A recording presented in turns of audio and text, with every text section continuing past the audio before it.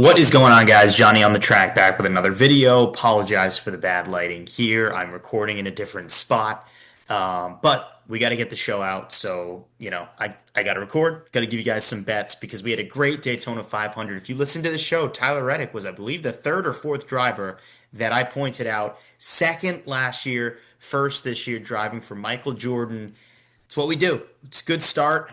If you actually followed Action Network in the bets that I had and at JOTT underscore podcast on X, kind of the unit allocation, we're about up 2 units. So really, really good start on the year. Daytona 500 is a tough one. It's a really, really tough one to bet.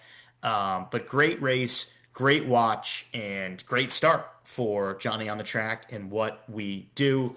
So just looking to carry that momentum into Atlanta. Another tough one, another super speedway. But here's the thing about Atlanta.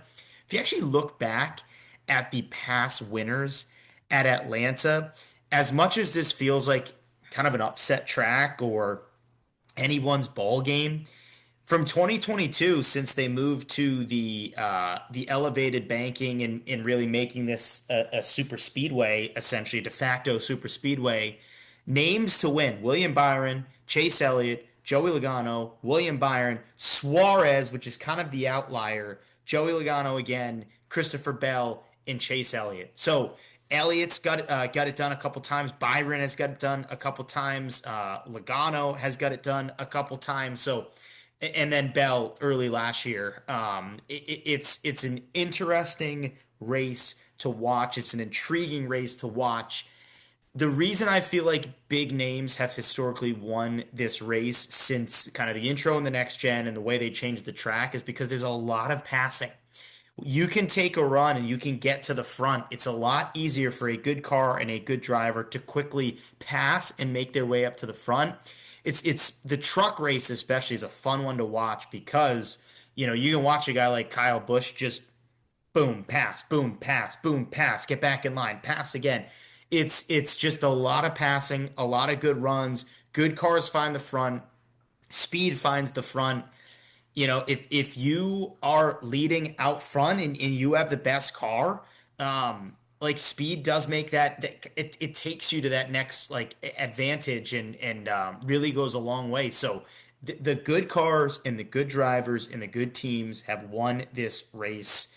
So I'm going to have my eye on some big names, some big teams. But I figured since I'm going to be betting a lot on kind of the big name guys, let's look at some underdogs.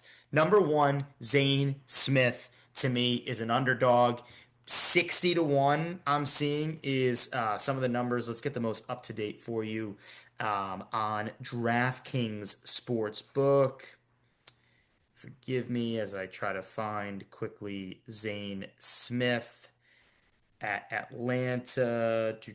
65 to 1 for Zane Smith. Here's the thing. He led 9 laps the Daytona 500. He was up front for most of that race. He won stage one of the 500.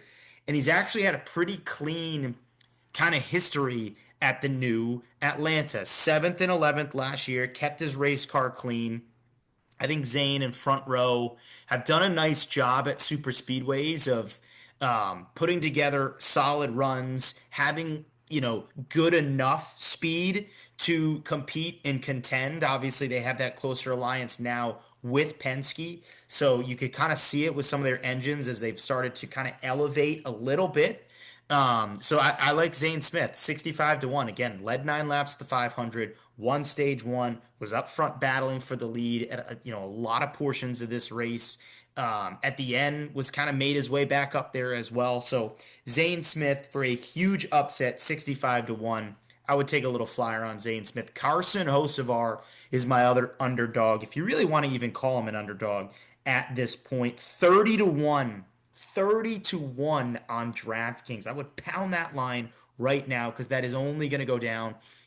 Second and 10th at Atlanta last year. Had a really good shot to win this at Atlanta race. Was leading on the final lap of the 500. Had great speed in Xfinity, in trucks as well. At Daytona, his teammate McDowell was right there in both races that he ran, both trucks and Cup. So Spire clearly has the speed to win Cup Series races, to win really like across all three series, can win races, and they have the talent as well. And the talent being Carson Hocevar. This track fits his racecraft perfectly. You can take runs, you can be aggressive, you can get to the front quickly, you can control the race. Now, fuel savings is still going to be an issue, but it's not as bad at Atlanta because the race is shorter, and again, I think you can really like be aggressive and control kind of where you're at, more than kind of other super speedway races. You're gridlocked at Daytona. You're gridlocked at Talladega. Atlanta, you're not gridlocked. You can quickly make your run, and get where you want to be if you so choose to. Now, again, you have to have a good car, and Hocevar clearly has the speed and has a good car to do so. So he, to me, at 30 to 1 is a lock that should be on your card. Zane Smith and Hocevar are my two flyers for kind of that aggressive, huge underdog, dark horse pick, for NASCAR at Atlanta this weekend. I'm looking at all Penske guys as well now. Right now, we're going to look at the big guys. We're going to look at Penske for a winning team bet if your book so offers it. I would take Penske. It's probably going to be around plus 300. And I would say anywhere from like plus 250 to plus 400 is probably where you get that Penske winning team bet. Look for Logano, Blaney, and Cindric. Cindric to me, I, I don't know why, but I'm feeling a Cindric day at Atlanta. One Talladega last year has. If you have watched Austin Cindric the last few years, this is his best track. He has led a lot of laps. He's fun to watch. He's aggressive here. Now, I think overall, Logano and Blaney are better super speedway racers than Cindric. But the way Cindric uses his racecraft here at Atlanta is really a thing of beauty, and I think it elevates him, on that level of Logano and Blaney. And he did not have a good 500. I think he's going to bounce back and lead a lot of laps, control the pace of this race, be up there with his guys for a lot of this race. I think he's going to be a fun watch. Really has had a couple good shots to win this race, the last couple years, and I see no difference. So I'm looking at all outrights on the Penske drivers: Logano, Blaney, Cindric. Now I know they're the favorites; they're all hovering around 10 to 1. Cindric at 12 to 1. I think there's good value there. Blaney and Logano at 10 to 1. I mean, look, it's just I read you the names of who's won this race. It's been Logano twice. It's been Elliott twice. It's been Byron twice. It's big name guys. Suarez was that outlier. And in that race, it was Kyle Busch and Ryan Blaney that he beat by whatever, like the thousandths of a second, right? So, those guys, Ryan Blaney was right there. I think he ended up getting credited second there. So, right there was Ryan Blaney. And then if you take Suarez's name out and you just insert Blaney, it's Byron, Elliott, Logano, Byron, Blaney, Logano, Bell, Elliott. I mean, it's the cream of the crop of the series. So to me, I'm looking at the Penske guys. I'm also looking at the Hendrick guys. I'm looking at Elliott. I'm looking at Byron. I think both Byron at 12 to 1, Elliott at 10 to 1. Maybe you can shop a little bit and find Elliott maybe closer to that 12 to 1. At Larson at 12 to 1, I would ignore that line. Again, he's if he's going to get due for a super speedway win, I think it's going to be at Talladega. That seems to be where he leads, lead laps, gets stage wins. I don't really like him at Atlanta. Elliott and Byron. Elliott, again, I mentioned, won twice. Byron won twice.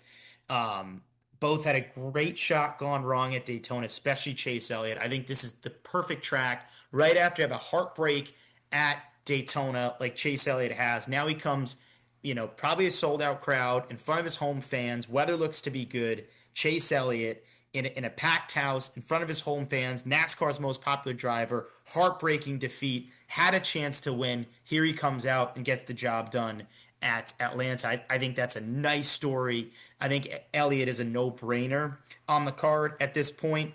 And I think he should be the guy. Him and Byron should be the guys to really challenge Penske and put some pressure on those Penske Fords at the front of the field. So I like both those guys. Again, not much additional that needs to be said there with William Byron. Uh, I honestly, too, to be honest with you, I don't hate Reddick again at 16 to 1. That just shows you again, we got him at 30 to 1. 30 to 1 he was at for us. And now he's down to 16 to 1.